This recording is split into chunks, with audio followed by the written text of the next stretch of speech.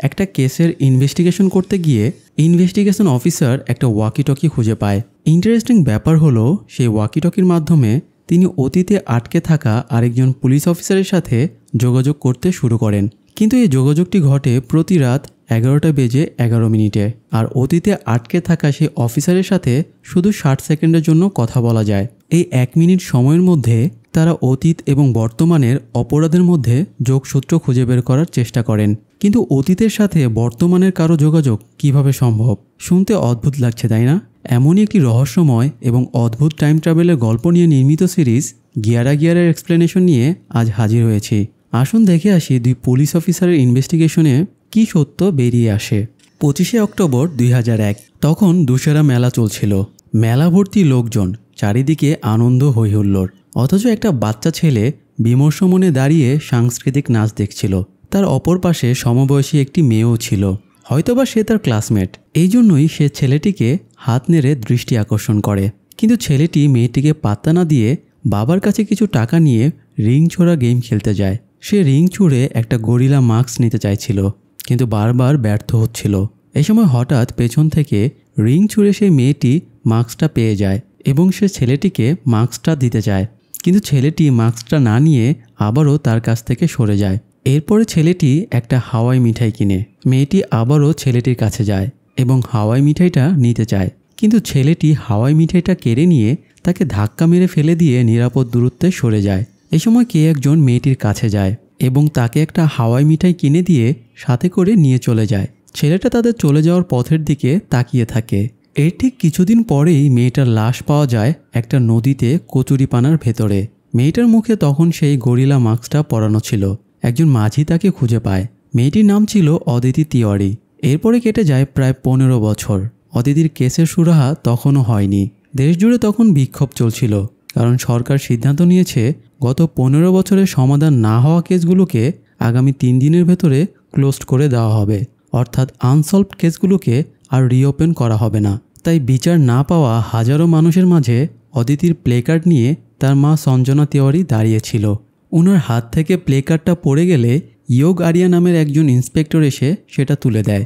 এই ইয়োগ আর কেউই না, বরং সেদিনের সেই ছোট ছেলেটা যে অদিতিকে শেষবার দেখেছিল। 15 বছর আগে ইয়োগ যখন অদিতির খুনের নিউজটা দেখেছিল সে শকড হয়ে গিয়েছিল। নিউজে বলা হয়েছিল অদিতিকে একজন মেডিকেল পড়ুয়া ছেলে হত্যা করেছে। কিন্তু শুধুমাত্র ইয়োগই জানত অদিতিকে কিডন্যাপ করে নিয়ে যাওয়া সেই মানুষটা আসলে একজন মহিলা ছিল। সে নিজের বাবা এবং পুলিশকে ছোটবেলায় অনেকবার সেটা বলার চেষ্টা করেছে, কিন্তু কেউই তার কথার পাত্তা দেয়নি। তাই এই 15 বছর পরে এসেও ইয়োগকে এখনও সেই অপরাধবোধ তাড়া করে বেড়ায়। যাই হোক, পরের দিনও পুলিশ হেডকোয়ার্টারের সামনে সরকারের সিদ্ধান্তের বিরুদ্ধে থাকা আন্দোলনরত মানুষেরা দাঁড়িয়েছিল। এই সময় ডিএসপি অফিসার ভামিকা রাওয়াত আসে এবং সোজা নিজের ডেস্কে চলে যায়। ভামিকা এসআই বালওয়ান্তকে গত 15 বছরে জমে থাকা সব কেসের ফাইল বের করতে বলে। এর ঠিক একটু পরেই সব ফাইল নিয়ে ইয়োগ সেখানে হাজির হয়। ইয়োগ আজই পুলিশের চাকরিতে জয়েন করেছে, অথচ প্রথম দিনেই তার ভামিকা এবং বালওয়ান্তের সাথে কথা কাটাকাটি হয়ে যায়। কারণ প্রথমত ইয়োগ আন্দোলনকারীদের সমর্থন করছিল, দ্বিতীয়ত এত বছরেও কেস সমাধান না হওয়ায় সে পুলিশের কার্যপ্রক্রিয়ার প্রতি প্রশ্ন তুলছিল। কথা কাটাকাটি করে এক পর্যায়ে ইয়োগ ডেস্ক থেকে বেরিয়ে যায়।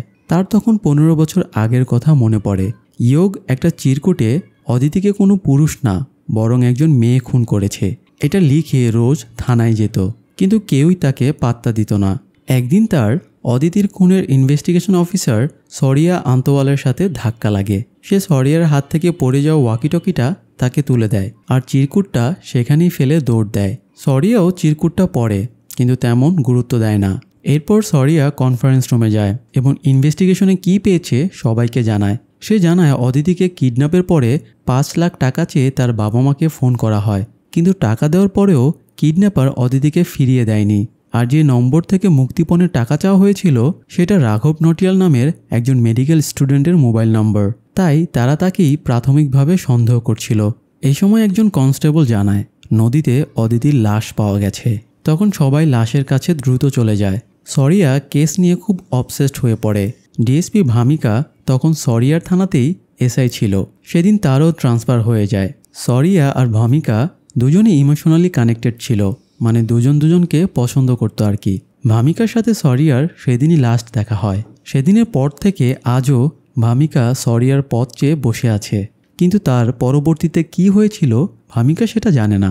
যাই হোক, সরিয়া তার ঊর্ধ্বতন কর্মকর্তাকে জানায় অদিতিকে কিডন্যাপ রাঘব করেনি, কারণ রাঘবের বাবা অনেক বড় লোক ছিল। যেদিন রাঘবের নম্বর থেকে মুক্তিপণের টাকা চাওয়া হয় সেদিনও রাঘবের অ্যাকাউন্টে 10 লক্ষ টাকা ব্যালেন্স ছিল। তাহলে সে মাত্র 5 লাখ টাকার জন্য কেন কাউকে কিডন্যাপ করবে? তাছাড়া রাঘবের নম্বর থেকে একজন ড্রাগ ডিলারের কাছেও ফোন গিয়েছিল, তাই সে ওই ড্রাগ ডিলারের ব্যাপারেও ইনভেস্টিগেশন করতে চায়। কিন্তু সরিয়ার ঊর্ধ্বতন কর্মকর্তা তার সাথে খারাপ ব্যবহার করে এবং দ্রুত রাঘবকে গ্রেপ্তার করে কেস ডিসমিস করে দিতে বলে। সরিয়া বিরক্ত হয়ে নিজের জিপে ফিরে আসে এবং ইয়োগের ফেলে যাওয়া সেই চিরকুটটা আবারও পড়ে। তারপরে সরিয়া সেই ড্রাগ ডিলারের সাথে দেখা করে এবং তাকে পেটানোর পরে জানতে পারে তার কাছ থেকে রাঘব না, বরং তার গার্লফ্রেন্ড ড্রাগ কিনত। তারা একবার পঞ্চচলি টেক্সটাইল মিলে দেখা করেছিল। এটা শুনে সরিয়া সেই টেক্সটাইল মিলে যায় এবং সেখানে অদিতির কিছু জিনিসপত্র পড়ে থাকতে দেখে। আরেকটু খোঁজাখুঁজি করে সে রাঘব নটিয়ালের মৃতদেহ খুঁজে পায়। রাঘবের হাতে ইনজেকশনের সিরিঞ্জ ঢোকানো ছিল। দেখে মনে হচ্ছিল সে ড্রাগের ওভারডোজে মারা গেছে, কিন্তু সরিয়া বুঝতে পারে তাকে কেউ খুন করে এটাকে সুইসাইড কেস হিসেবে দেখানোর চেষ্টা করেছে। সরিয়া দ্রুত হেডকোয়ার্টারে ওয়াকিটকির মাধ্যমে কানেক্ট করার চেষ্টা করে, কিন্তু ইন্টারেস্টিং ব্যাপার হলো সরিয়ার এই কল কানেক্ট হয় ঠিক 15 বছর পরে, অর্থাৎ 2016 সালে এসে। ইয়োগ অফিসে বসে অদিতির কেসের ফাইল ঘাটাঘাটি করছিল। তখন রাত 11:11 বাজছিল। হঠাৎ চারিদিকে অস্বাভাবিক পরিবেশের সৃষ্টি হয়। বাতাস বইতে শুরু করে আর স্টোররুমের একটা ওয়াকিটকি বেজে ওঠে। ইয়োগ দ্রুত গিয়ে কলটা রিসিভ করে আর তার কথা হয় 2001 সালে এক্সিস্ট করা স্বয়ং সরিয়ার সাথে। সরিয়া ইয়োগকে টেক্সটাইল মিল আর রাঘবের খুনের ব্যাপারটা জানায়। ইয়োগ সব শুনে হতভম্বের মতো হয়ে যায়। তাকে কে ফোন করেছে, কিভাবে সে রাঘবকে খুঁজে পেয়েছে, এসবের কিছুই সে বুঝতে পারে না। এ সময় কেউ একজন সরিয়াকে পেছন থেকে অ্যাটাক করে আর তাদের লাইনটাও ডিসকানেক্ট হয়ে যায়। ইয়োগকে হ্যালো হ্যালো করতে দেখে এসআই এসে তাকে বলে, আপনি কি পাগল ঠাগল হয়ে গেছেন নাকি? এই ওয়াকিটকিটা দীর্ঘ বছর ধরে পড়ে আছে, তাছাড়া এটার ভেতরে ব্যাটারিও নেই। ব্যাটারি ছাড়া একটা ডিভাইস কিভাবে চলবে? এসব শুনে ইয়োগের মাথা আরও আওলাঝালা হয়ে যায়। সে ওয়াকিটকিটা নিয়েই অফিস থেকে বেরিয়ে যায়। তারপর ইয়োগ সেই রাতেই সরিয়ার বলা সেই পরিত্যক্ত টেক্সটাইল মিলে যায় এবং সত্যি সত্যি একটা কঙ্কাল খুঁজে পায়।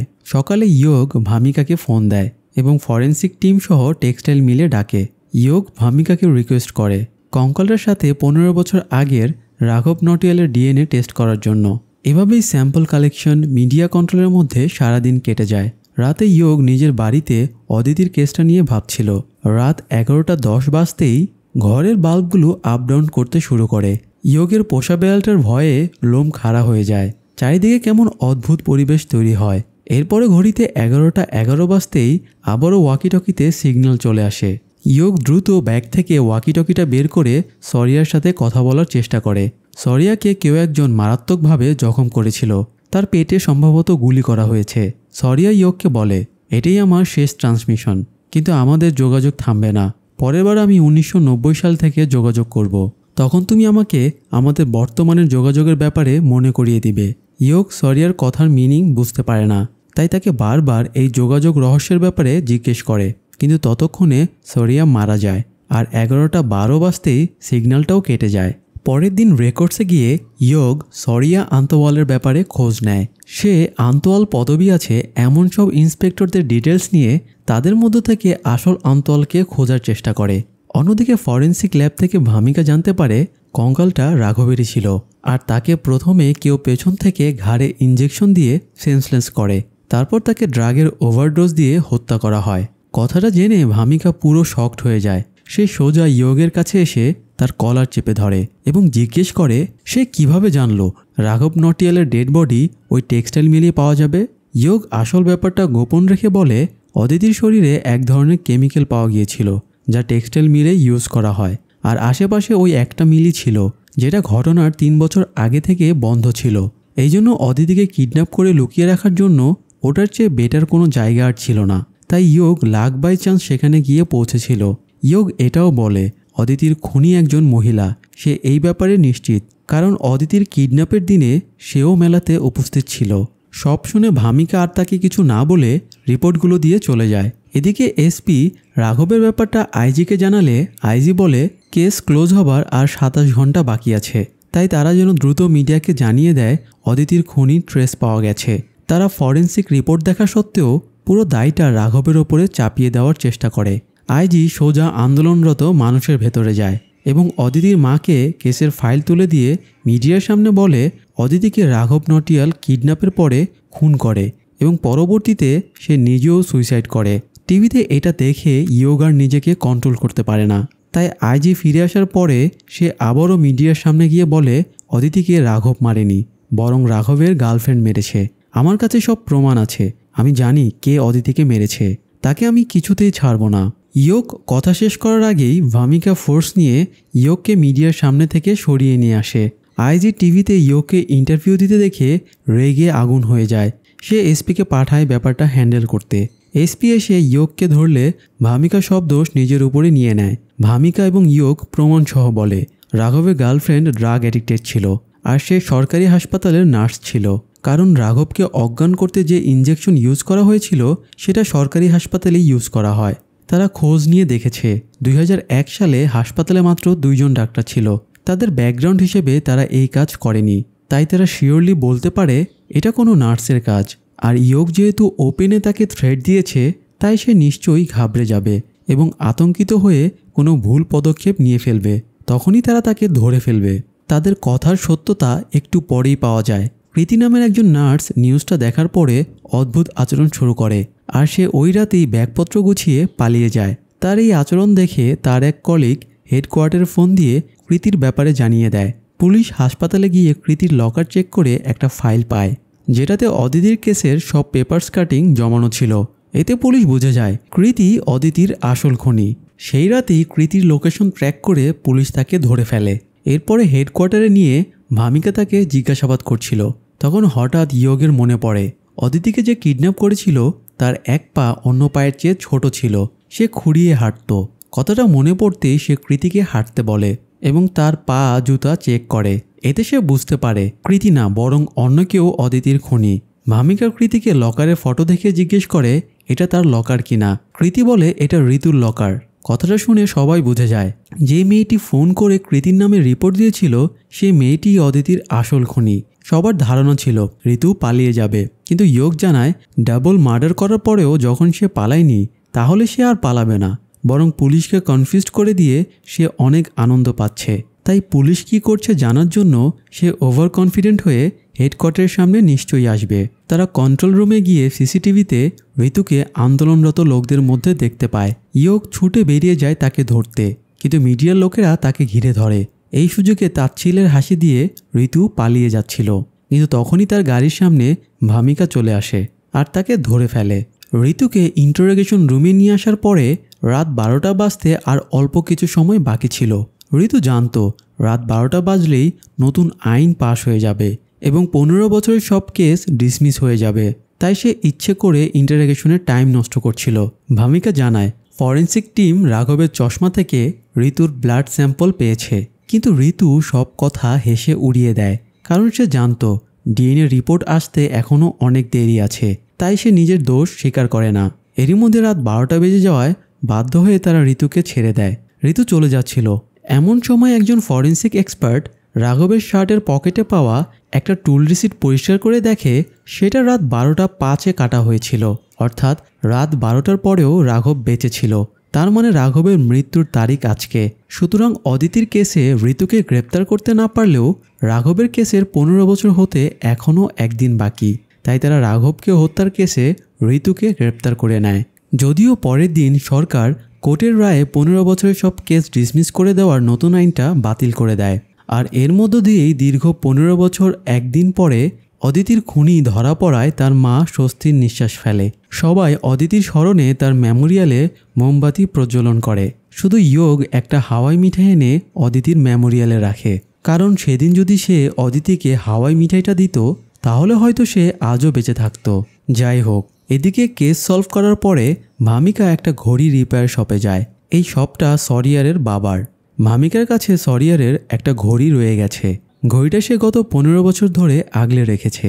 সরিয়ারের সেই ঘড়িটা রিপেয়ার করতেই ভামিকা এখানে এসেছে।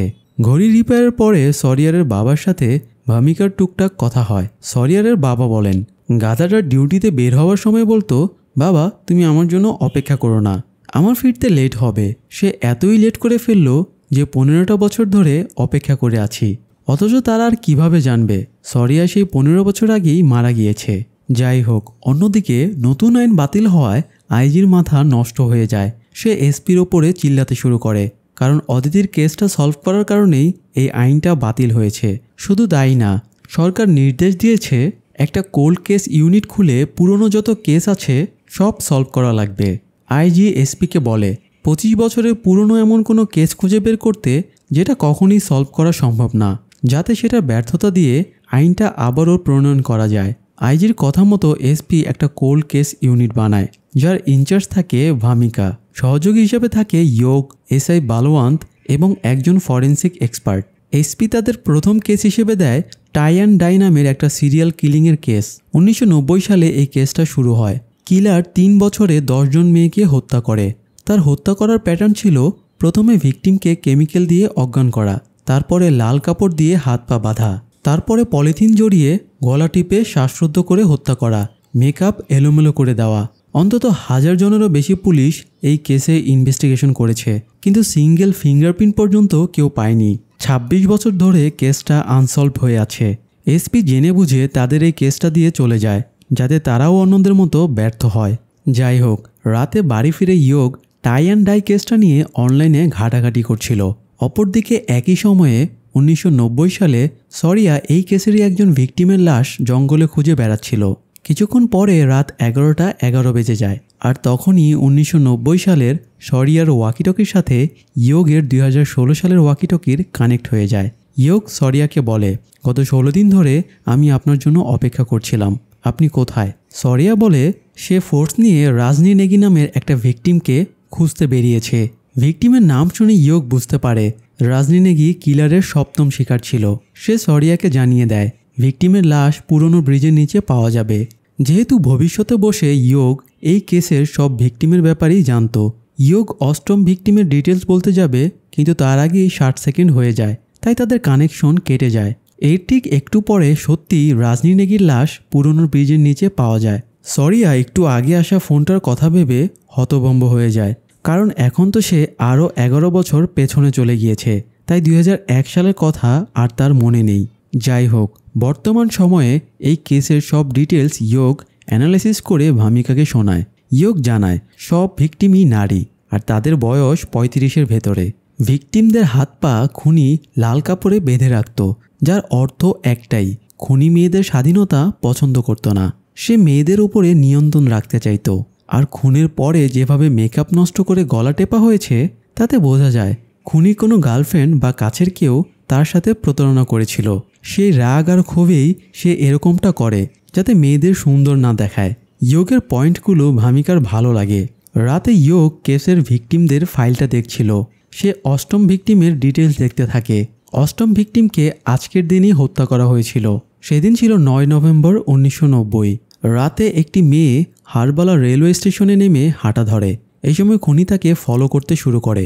ঠিক ওই সময়ে সরিয়াও হারবালা স্টেশনে পৌঁছায়, কারণ গতকাল লাইন ডিসকানেক্ট হওয়ার আগে ইয়োগের কাছ থেকে সে হারবালা স্টেশনের নাম শুনতে পেয়েছিল। তাই 8ম ভিকটিমকে বাঁচাতে লাক বাই চান্স সে এখানে চলে এসেছে। আর একটু পরেই সে ভিকটিমকে পড়ে থাকতে দেখে। সে ভিকটিমের ঘাড়ে হাত দিয়ে পালস চেক করে দেখে সে তখনও বেঁচে আছে। আর এর মধ্য দিয়ে ইয়োগ এক অদ্ভুত এবং অসম্ভব ঘটনার সাক্ষী হয়, কারণ অতীতের ঘটনা বদলে যাওয়ায়, অর্থাৎ ভিকটিম বেঁচে যাওয়ায় তার প্রভাব ভবিষ্যতে এসেও পড়ে। মানে ভিকটিমের ডিটেলস অটোমেটিক চেঞ্জ হয়ে যায় এবং ডিটেলসে মার্ডার থেকে অ্যাটেম্প টু মার্ডার লেখা উঠে যায়। এসব দেখে ইয়োগের মাথা একদম আওলা ঝাওলা হয়ে যায়। তার মনে হচ্ছিল সে কোনো স্বপ্ন দেখছে, কিন্তু বাস্তবে তো তারা অতীত দিয়ে ভবিষ্যৎকেই বদলে দিয়েছে। ইয়োগ সকালে ভামিকাকে ফোন করে জানায় এই কেসের 8ম ভিকটিম সারস পান্ডে জীবিত আছে। এটা শুনে ভামিকা বিরক্ত হয়ে যায়, কারণ সে তো তখন সারস পান্ডের মেয়ের সামনে বসেছিল। সেই ঘটনার সময় সারস পান্ডে প্রেগনেন্ট ছিল। ঘটনা থেকে বেঁচে ফেরার কয়েক মাস পরে সে একটা মেয়ের জন্ম দেয়। এর কয়েক বছর পরে ডিপ্রেশন আর ক্যান্সারে সারস পান্ডে মারা যায়। এত সব ডিটেলস শুনে তো ইয়োগেরও মাথা ঘুরে যায়। সে দ্রুত পুরনো খবরের কাগজের দোকানে যায় এবং 1990 সালের নভেম্বরের পত্রিকা খুঁজে বের করে। পত্রিকা দেখে সে হতভম্ব হয়ে যায়, কারণ পত্রিকার নিউজ পর্যন্ত বদলে গিয়েছিল। পত্রিকাতেও সারস পান্ডেকে উদ্ধার করার নিউজ ছাপা হয়েছিল। সারস পান্ডের সাথে সরিয়ারেরও ফটো ছিল এবং ক্রেডিট ছাপা হয়, কারণ সেই তো সারসকে উদ্ধার করেছিল। এটা দেখে ইয়োগের মাথায় চমৎকার একটা প্ল্যান আসে। সে বুঝে যায় অতীতের পরিবর্তন দিয়ে যেহেতু ভবিষ্যৎ বদলে যাচ্ছে, তাই সে পরবর্তী দুজন ভিকটিমকে বাঁচাতে পারবে। সে আবারও সরিয়াকে পরের ভিকটিমদের ডিটেলস দেওয়ার সিদ্ধান্ত দেয়। এরপরে রাত 11:11 বাজতেই আবারও ইয়োগের ওয়াকিটকি সরিয়ার সাথে কানেক্ট হয়ে যায়। সরিয়া খুশির সাথে ইয়োগকে জানায় তার ইনফরমেশন সঠিক ছিল, সে খুনিকেও গ্রেপ্তার করেছে। সারসকে বাঁচানোর সময় খুনি তাকে পেছন থেকে অ্যাটাক করে। এই সময় সে খুনিকে ডিফেন্ড করে এবং তাকে তাড়া করে অবশেষে ধরে লকআপে ঢুকিয়ে দিয়েছে। অফিসার ইনচার্জ তাকে এখন উত্তম মধ্যম দিচ্ছে। এটা শুনে ইয়োগ সরিয়াকে বলে সে ভুল মানুষকে অ্যারেস্ট করেছে, এই কেসের খুনি কখনো ধরাই পড়েনি। সরিয়া ইয়োগের কথা এবার বিশ্বাস করে না। তখন ইয়োগ জানায় সরিয়া এখন 1990 সালে অবস্থান করছে আর ইয়োগ অবস্থান করছে 2016 সালে।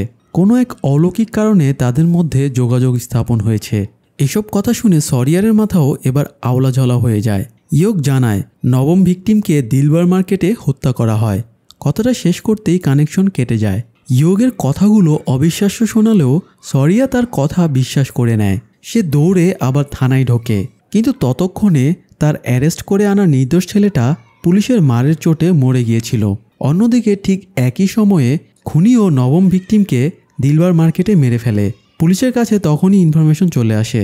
ঊর্ধ্বতন কর্মকর্তারা সরিয়াকে ভুল সাসপেক্টকে গ্রেপ্তার করার অপরাধে সাসপেন্ড করে দেয়। এদিকে 2016 সালে বসে ইয়োগ দেখে তারা একজন ভিকটিম অর্থাৎ সারসকে বাঁচিয়েছে ঠিকই, কিন্তু তাকে বাঁচানোর প্রভাবে অন্য একজন নির্দোষ মানুষকে মরে যেতে হলো। অর্থাৎ মৃত ভিকটিমের সংখ্যা কিন্তু 10 জনই রয়ে গেল। শুধু তাই না, শেষ দুজন ভিকটিমের মৃত্যুর সময়ও বর্তমানকালে চেঞ্জ হয়ে যায়। এটা দেখে ইয়োগ বুঝতে পারে অতীতের সাথে ভবিষ্যতের যোগসূত্র কোনো একটা থিওরি মেনে হচ্ছে, কিন্তু পুরো ব্যাপারটা সে তখনই ক্র্যাক করতে পারে না। অন্যদিকে 1990 সালে সরিয়া সাসপেন্ড হওয়ার পরে রাগের মাথায় ইন্সপেক্টর ইয়োগ আরিয়াকে খুঁজতে বের হয়। সে ভেবেছিল তাকে ফলস কল করে ফাঁসানো হয়েছে, কিন্তু 1990 সালে তো ইয়োগ আরিয়ার কোনো অস্তিত্বই ছিল না। তাই সে আসল ইয়োগ আরিয়াকে পাবেই বা কোথায়? সরিয়া রাগের মাথায় আসল ইয়োগের জায়গায় আইপিএস অফিসার ইয়োগ আরিয়াকে মারতে শুরু করে। ফলে সে আরও বেশি বিপদে পড়ে যায়। সে পুলিশ হয়েও পুলিশের হাত থেকে বাঁচতে পালাতে শুরু করে। সরিয়া পালিয়ে সেখানে আসে যেখান থেকে সে গতরাতে খুনিকে তাড়া করেছিল। সে পুরোটা পথ অ্যানালাইসিস করতে করতে যায় এবং তার মনে পড়ে খুনি ভেবে গতরাতে সাসপেক্টে ধরার সময়ে হয়তো আসল খুনি বাসে উঠে পালিয়ে গিয়েছিল, আর বাস থেকে নামার পরেই খুনি পরের ভিকটিমকে খুন করে। সরিয়া মাসুরি বাস স্ট্যান্ডে গিয়ে গতরাতের বাস ড্রাইভারকে জিজ্ঞাসাবাদ করে গতরাত 9:30 সময়ে তার বাসে কে উঠেছিল। বাস ড্রাইভার কিছু না জানার ভান ধরে। তখন সরিয়া তাকে চাপাচাপি করতে থাকে, কিন্তু এই সময়ে পুলিশ চলে আসে আর সরিয়াকে গ্রেপ্তার করে নিয়ে চলে যায়। সরিয়া ঊর্ধ্বতন কর্মকর্তাদের জানায় ইয়োগ আরিয়া নামের কেউ তাকে ওয়াকিটকিতে আগেই মার্ডারের ব্যাপারে ইনফরমেশন দিয়ে দেয়। এটা শুনে তারা সরিয়াকে আরও বেশি সন্দেহ করে এবং এই মার্ডার কেসের সাসপেক্ট হিসেবে সেলে ঢুকিয়ে দেয়। এদিকে 2016 সালে একই সময়ে ভামিকা টিম মেম্বারদের নিয়ে সব ভিকটিমদের মার্ডার স্পটের অ্যানালাইসিস করছিল। তারা একটা কমন ফ্যাক্ট পায়, সেটা হলো মার্ডার হওয়ার আগে সব ভিকটিম বাসে চড়েছিল আর এই বাসের রুট ছিল মাসুরি টু দেরাদুন বাস স্ট্যান্ড পর্যন্ত। আর এই রুটে কলকি 543 নামে একটা কমন বাস চলাচল করত, যেই বাসটা এখনও এই রুটে চলাচল করে। তারা মাসুরি বাস স্ট্যান্ডে গিয়ে এই ব্যাপারে জিজ্ঞাসাবাদ করার জন্য বেরিয়ে পড়ে। তারাও ঠিক 26 বছর পরে আবারও সেম কেসে মাসুরি বাস স্ট্যান্ডে জিজ্ঞাসাবাদ করতে এসেছে। পুরনো রেকর্ডস থেকে তারা জানতে পারে 1990 সালে ব্রহ্মদত্ত চান্ডোলা নামের একজন ড্রাইভার বাসটা চালাতো, কিন্তু সে 1990 সালে কোনো কারণে বাস চালানো ছেড়ে দেয়। এতে তাদের সন্দেহ আরও বেড়ে যায়। তারা ব্রহ্মদত্তের অ্যাড্রেস খোঁজে, কিন্তু রেজিস্টারে তার অ্যাড্রেস ছিল না, আর রেকর্ডস রুমের এমপ্লয়িও নতুন ছিল। তাই সে দিলশান নামের একজন পুরনো মহিলা এমপ্লয়ির নাম আর অ্যাড্রেস দেয়, যে ওই সময়ে এখানে ব্রহ্মদত্তের সাথে কাজ করত। ভামিকার ইয়োগ দিলশানের বাড়িতে যায়, কিন্তু গিয়ে দেখে তারা আসার আগেই মহিলাকে খুন করা হয়েছে। আর ঠিক সেই ২৬ বছর আগের পুরনো প্যাটার্নেই তাকে খুনটা করা হয়েছে। সেইমভাবে হাত পা লাল কাপড়ে বাঁধা, গলা টিপে শ্বাসরুদ্ধ করে হত্যা। পুলিশ এই ঘটনায় একেবারে দিশেহারা হয়ে পড়ে। ইয়ক সিদ্ধান্ত নেয় সে রাতে আবারও সরিয়ার সাথে যোগাযোগ করবে এবং ১৯৯০ সালের নেক্সট ভিকটিমকে মৃত্যুর হাত থেকে বাঁচাবে, সেই সাথে খুনিকেও ধরবে। রাত ১১টা পার হতেই ইয়ক ওয়াকিটকি নিয়ে রেডি হয়ে যায়। সরিয়া তো তখন জেলে বন্দি ছিল, তার ওয়াকিটকিটা রাখা ছিল সামনের টেবিলের ওপরে। রাত ১১টা ১১ বাজতেই দুজনের ওয়াকিটকি কানেক্ট হয়ে যায়।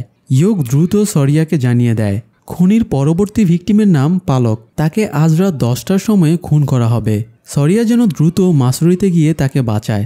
ভিকটিমের নাম শুনে সরিয়া অস্থির হয়ে পড়ে, কারণ এই মেয়েটা তার প্রেমিকা ছিল।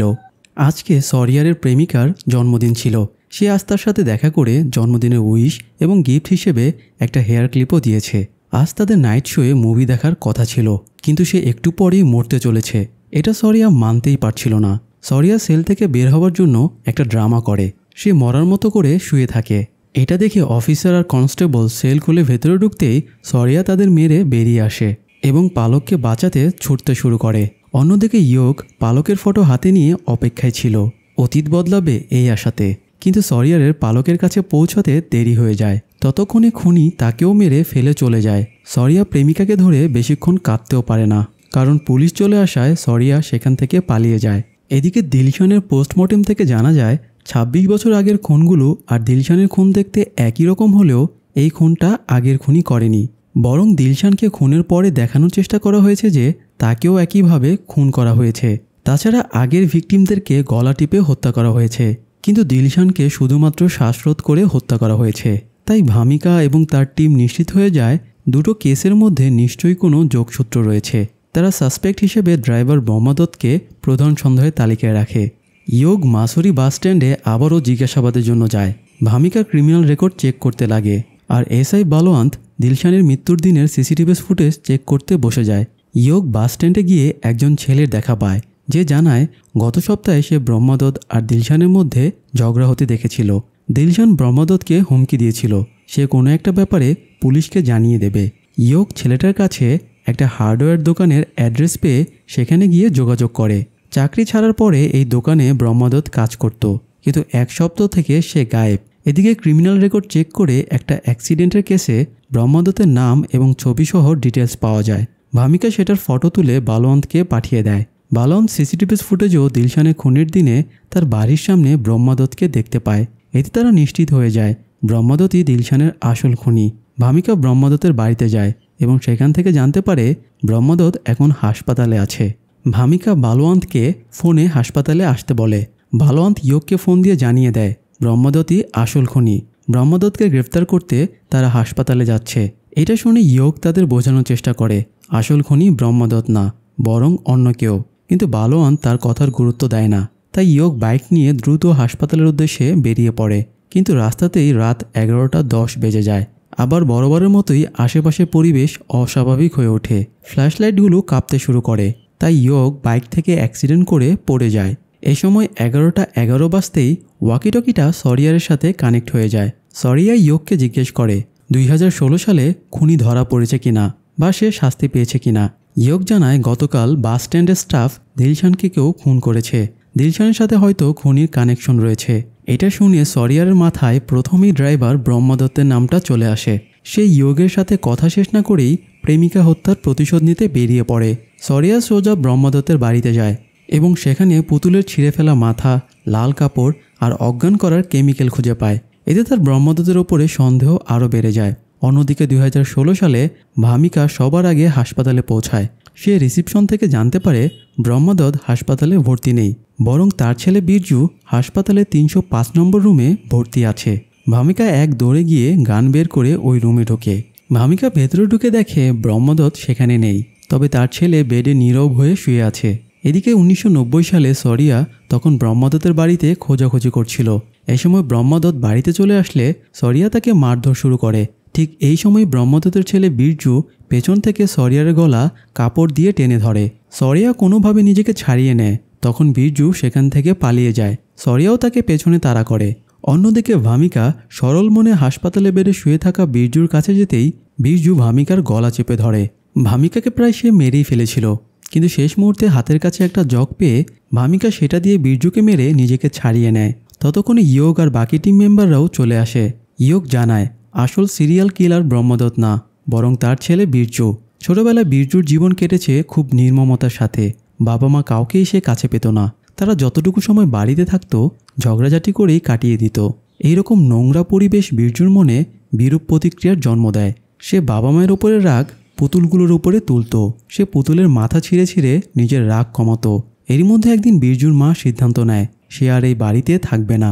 তাই সে বাড়ি থেকে বের হয়ে যায়।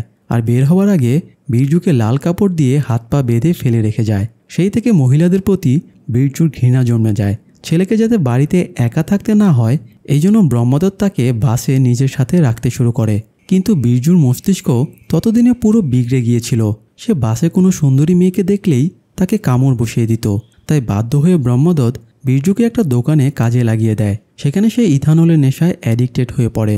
তাছাড়া বিরজু দোকানেও একজনকে মেরে ফেলার চেষ্টা করে। তাই দোকানি বিরজুকে দোকান থেকে বের করে দেয়। এই জন্য বাধ্য হয়ে ব্রহ্মদত্ত আবারও ছেলেকে বাসে রাখতে শুরু করে। কিন্তু বিরজু এবার এই বাসকেই নিজের সিরিয়াল কিলিংয়ের হান্টিং গ্রাউন্ড বানিয়ে ফেলে। যখনই সে কোনো মেয়েকে নির্জন কোনো জায়গায় নেমে যেতে দেখত সেও সেই মেয়েটার পেছনে নেমে যেত, তারপর তাকে হত্যা করত। আর এভাবেই সে সব ভিকটিমদের খুন করেছে। কিন্তু এরই মধ্যে আবার আরেক অঘটন ঘটে যায়। ভামিকা যখন হাসপাতালে এসেছিল তখন ব্রহ্মদত্ত বুঝে গিয়েছিল বিরজুর সত্যিটা বেরিয়ে আসছে। তাই সে সোজা হেডকোয়ার্টারে যায় এবং স্বীকারোক্তি দেয় সেই সবগুলো মেয়েকে খুন করেছে। ছেলের অপরাধের দায় ব্রহ্মদত্ত নিজের ওপরে নিয়ে নেয়। কথাটা জানতে পেরে ভামিকা এসপিকে বোঝানোর চেষ্টা করে আসল খুনি ব্রহ্মদত্তের ছেলে বিরজু। কিন্তু এসপি আর আইজি দ্রুত কেসটা সমাধান করার ব্যাপারেই বেশি আগ্রহী ছিল। তাই সে ভামিকাকে গুরুত্ব দেয় না। তাছাড়া ভামিকা বা তার টিমের কাছে বিরজুর বিরুদ্ধে শক্ত কোনো প্রমাণও ছিল না, কারণ এখন বিরজুর শরীরের অর্ধেক অংশ পুরো প্যারালাইজড। ইয়োগ হেডকোয়ার্টারে গিয়ে ব্রহ্মদত্তকে ইন্টারোগেশন করে। সে ভিকটিমদের ফটো ব্রহ্মদত্তের সামনে রেখে তাকে বলে বিরজুর শাস্তি না পেলে এই মেয়েগুলো কখনোই সুবিচার পাবে না। তাই ব্রহ্মদত্তকে সে আসল সত্যিটা স্বীকার করতে বলে। কিন্তু ব্রহ্মদত্ত বলে তার ছেলে যা শাস্তি পাওয়ার তা পেয়ে গিয়েছে। সে 1990 সালের সেই ঘটনাটা মনে করে যেদিন সরিয়ার সাথে তার এবং বিরজুর হাতাহাতি হয়েছিল। বিরজু পালাতে শুরু করলে সরিয়াও তাকে তাড়া করে। এক পর্যায়ে তারা একটা বিল্ডিংয়ে উঠে পড়ে। সরিয়াও বিরজুকে ধরে ফেলে এবং তাকে বেধড়ক মারতে শুরু করে। তখন ব্রহ্মদত্ত পেছন থেকে সরিয়াকে মেরে ছেলেকে বাঁচানোর চেষ্টা করে। তখন সরিয়া তার রিভলভার বের করে বিরজুকে গুলি করতে চায়। বিরজু পিছু হটতে গিয়ে কয়েকটা স্টিকের ওপরে পা পড়ে এবং সে উঁচু বিল্ডিং থেকে নিচে পড়ে যায়। এই ঘটনায় বিরজুর কোমর থেকে নিচের অংশ একদম প্যারালাইজড হয়ে যায়। গত 25 বছরও বেশি সময় ধরে বিরজু হাসপাতালের বেডে শুয়ে জীবন কাটাচ্ছে। সব শোনার পরে ইয়োগ ব্রহ্মদত্তকে জিজ্ঞেস করে সে দিলশানকে কেন হত্যা করল, দিলশান তাদের ব্যাপারে কি সত্যি জানত। ব্রহ্মদত্ত সেই প্রশ্নের উত্তর দেয় না, বরং বারবার নিজেকেই খুনি পরিচয় দিয়ে বিরজুকে বাঁচানোর চেষ্টা করছিল। তাই এক পর্যায়ে ইয়োগ রেগে ব্রহ্মদত্তকে মারতে তেড়ে যায়, কিন্তু গার্ডেরা থাকায় তারা ইয়োগকে সরিয়ে নিয়ে যায়। ইয়োগ বাইরে এসে ভামিকার সাথে আলোচনা করে দিলশানের কাছে এমন কোনো এভিডেন্স নিশ্চয়ই ছিল যা দিয়ে সহজেই বিরজুকে ফাঁসানো যেত, আর এজন্যই ব্রহ্মদত্ত তাকে খুন করেছিল। তাই এই এভিডেন্স যদি তারা পায় তাহলে বিরজুকে খুনি প্রমাণ করা যাবে। এই জন্য তারা দুজনে দিলশানের বাড়িতে গিয়ে তল্লাশি করে। তারা দিলশানের বাড়িতে আহামরি কোনো প্রমাণ পায় না, তবে একটা বাসের টিকিট পায়। দিলশান গত সপ্তাহে সুহানা নামের একটা জায়গায় গিয়েছিল। তারা খোঁজ নিয়ে জানতে পারে ওখানে খান হাভেলিতে দিলশানের চাচাতো বোন থাকে। তারা দ্রুত সেখানে যায় এবং জানতে পারে প্রত্যেক সূত্রে এখানে একটা অংশের মালিক দিলশান। তারা এখানে থাকা দিলশানের ঘরে ঢোকে এবং ব্যাগ হাতড়াতে গিয়ে একটা হেয়ার ক্লিপ পায়। এটা সেই হেয়ার ক্লিপ যেটা সরিয়া পালককে জন্মদিনে গিফট করেছিল, আর এটাই বিরজুর বিরুদ্ধে সবচেয়ে বড় প্রমাণ। তারা ক্লিপের ডিএনএ ট্রেস করে সেটার রিপোর্ট নিয়ে হেডকোয়ার্টারে হাজির হয়। হেডকোয়ার্টারে ততক্ষণে প্রেস কনফারেন্স ডেকে আইজি ব্রহ্মদত্তকেই খুনি হিসেবে ঘোষণা করে দিয়েছিল। কিন্তু এই মুহূর্তে ভামিকা এবং ইয়োগ সেখানে পৌঁছে যায়। ভামিকা আইজিকে পাত্তা না দিয়ে সবাইকে কেসের নতুন ব্রেক থ্রুয়ের ব্যাপারে জানায়। ভামিকা জানায় দিলশানকে খুন ব্রহ্মদত্তই করেছিল, কিন্তু সে টাই অ্যান্ড ডাই সিরিয়াল কিলিংয়ের খুনি না। আসল খুনি ব্রহ্মদত্তের ছেলে বিরজু। ছেলেকে বাঁচাতেই ব্রহ্মদত্ত খুনের দায় নিজের ওপর চাপিয়ে নিচ্ছে। ভামিকা হেয়ার ক্লিপটা সবাইকে দেখিয়ে বলে এটা বিরজুর লাস্ট ভিকটিম পালকের হেয়ার ক্লিপ। খুনের সময় পালক ডিফেন্ড করতে গিয়ে এই ক্লিপটা বীরজুর ঘাড়ে ঢুকিয়ে দিয়েছিল, যার দাগ এখনও বীরজুর ঘাড়ে রয়েছে। এছাড়া তারা এই ক্লিপ থেকে বীরজু আর পালক দুজনেরই ডিএনএ পেয়েছে। আর বীরজু যেদিন পালককে খুন করে পালিয়ে যায় সেদিন আড়াল থেকে এই ঘটনাটা দিলশান দেখে ফেলেছিল। বীরজু পালিয়ে যাবার পরে দিলশান এই ক্লিপটা তুলে নিজের কাছে রেখে দেয়। তারপর থেকে সে ব্রহ্মদত্তকে ব্ল্যাকমেল করে টাকা হাতিয়ে নিচ্ছিল। এই জন্য কয়েকদিন আগে দিলশানকেও খুন হতে হয়। আর এটাই হলো পুরো টাই অ্যান্ড ডাই কেসের কাহিনী।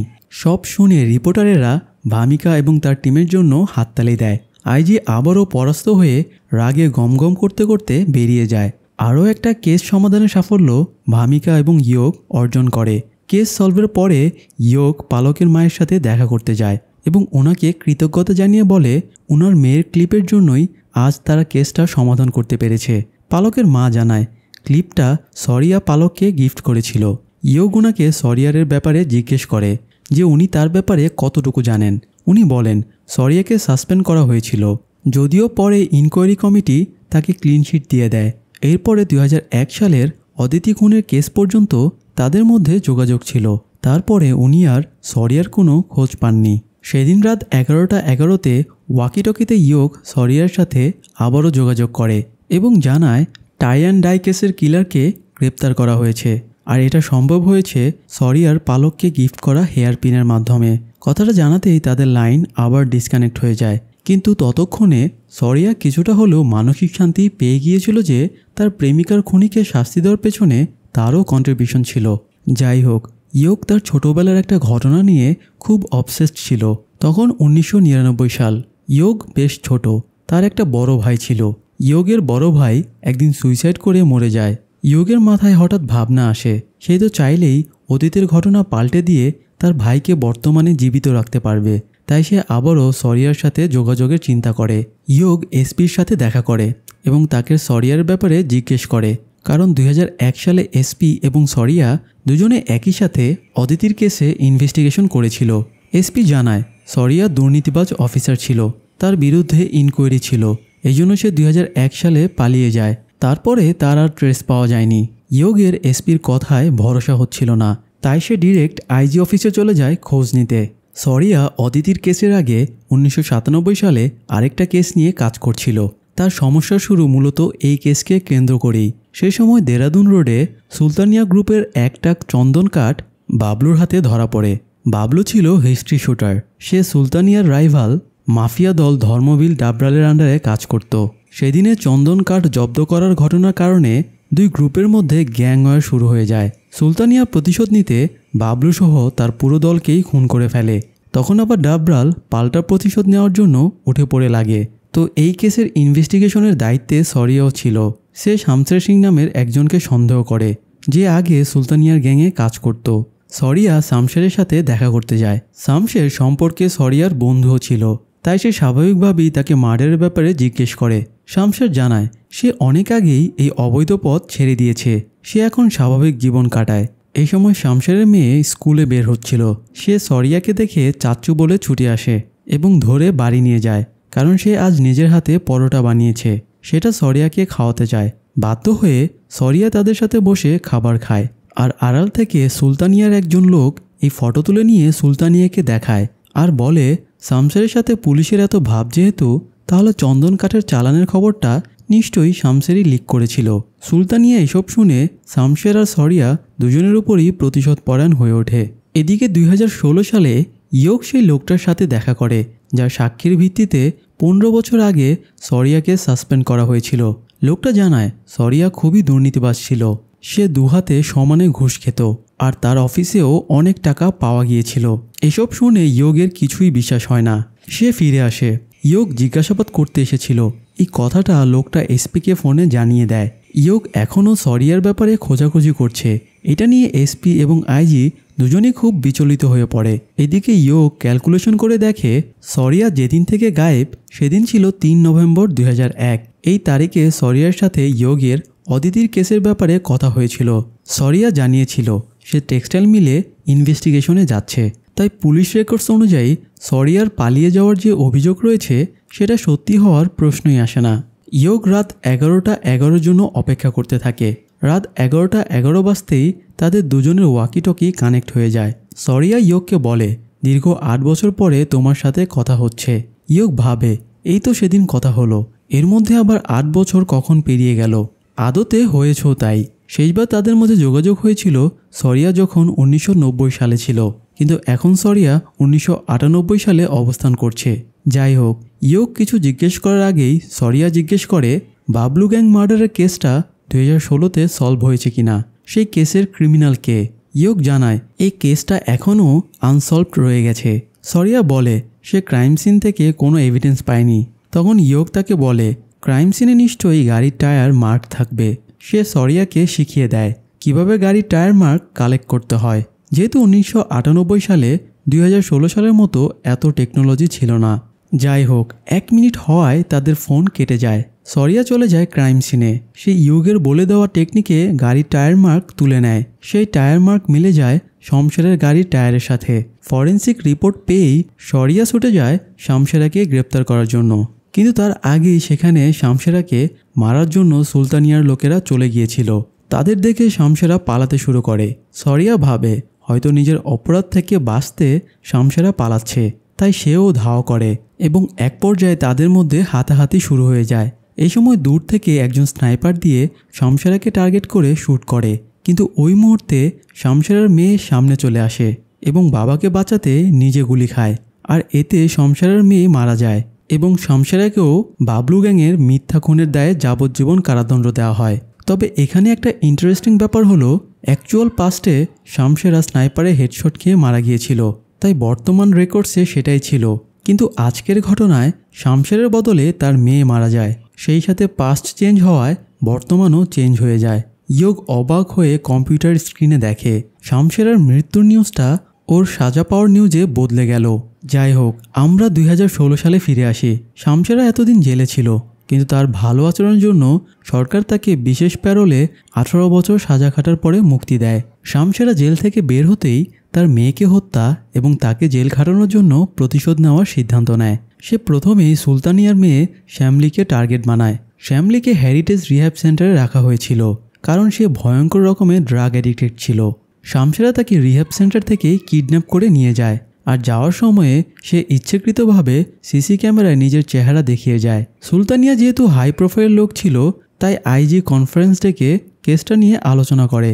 ভামিকা টিম নিয়ে ইনভেস্টিগেশনে লেগে পড়ে। এদিকে শামশেরা সুলতানিয়ার হয়ে কাজ করা রকি নামের আরেকজন লোককে কিডন্যাপ করে নেয়।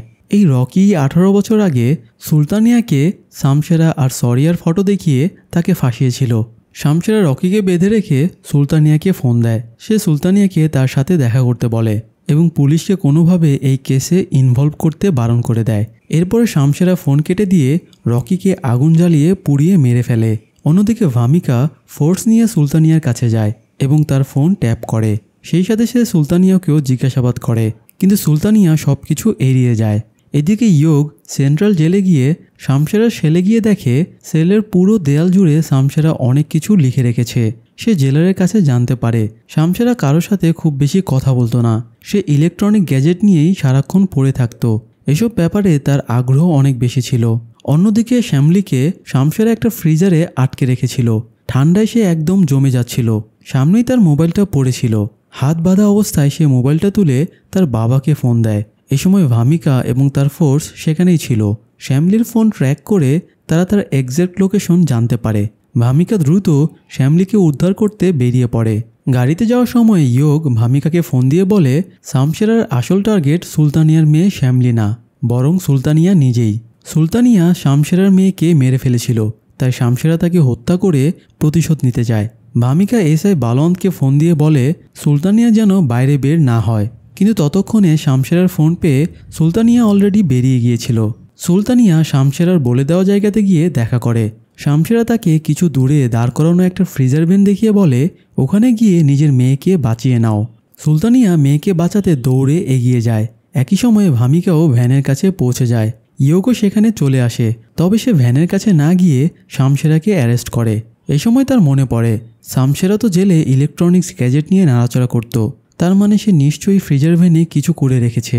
ইয়োগ দ্রুত দৌড়ে ভামিকাকে বারণ করতে যায় ফ্রিজার ভ্যানটা না খোলার জন্য, কিন্তু ভামিকা ততক্ষণে ভ্যানের ভেতরে ঢুকে পড়ে এবং একটা সুইচ দেখতে পায়। ভামিকা সুইচটা দেখে ভাবে এটা অফ করলে হয়তো ফ্রিজারটা বন্ধ হয়ে যাবে, তাই সে সুইচটা প্রেস করে। আর সুইচটা প্রেস করতেই পুরো ভ্যানে একটা বিশাল ব্লাস্ট হয়। মুহূর্তেই ভামিকার দেহ পুড়ে ছিন্ন ভিন্ন হয়ে যায় এবং ইয়োগ ব্লাস্টের কারণে ছিটকে দূরে গিয়ে পড়ে। এই ঘটনায় ভামিকার নির্মম মৃত্যু ঘটে। এরপরে কেটে যায় কয়েকদিন। একদিন রাত 11:11 হঠাৎ ইয়োগের ওয়াকিটকি 1998-তে অবস্থান করা সরিয়ার ওয়াকিটকির সাথে কানেক্ট হয়ে যায়। ইয়োগ সরিয়াকে বলে, এটা আপনার কাছে আমার লাস্ট রিকোয়েস্ট, আপনি প্লিজ পুলিশ অফিসার ভামিকা ম্যাডামকে বাঁচান। 2016 সালে একটা অ্যাক্সিডেন্টে ওনার মৃত্যু হয়ে যায়। কথাটা শুনে সরিয়া চমকে ওঠে। ঠিক ওই মুহূর্তেই সরিয়ার টেলিফোনে 1998 সালে সাব ইন্সপেক্টর ভামিকার কল আসে। আর সিরিজটির প্রথম সিজন এখানেই শেষ হয়ে যায়। দর্শক, সিরিজটি একটা সাসপেন্সের সাথে অসমাপ্ত রেখেই শেষ হয়েছে, তাই আশা করা যায় এটির সিজন 2 আসবে। আর যদি এই সিজনটি আপনাদের ভালো লেগে থাকে তাহলে আমরা অবশ্যই সিজন 2 রিলিজ পেলে সেটারও এক্সপ্লেনেশন নিয়ে হাজির হব। তাই আপনাদের আগ্রহের কথা কমেন্টে জানিয়ে দিতে পারেন। পাশাপাশি আরও সব অসাধারণ এক্সপ্লেনেশন পেতে চ্যানেলটি সাবস্ক্রাইব করে রাখুন। ধন্যবাদ।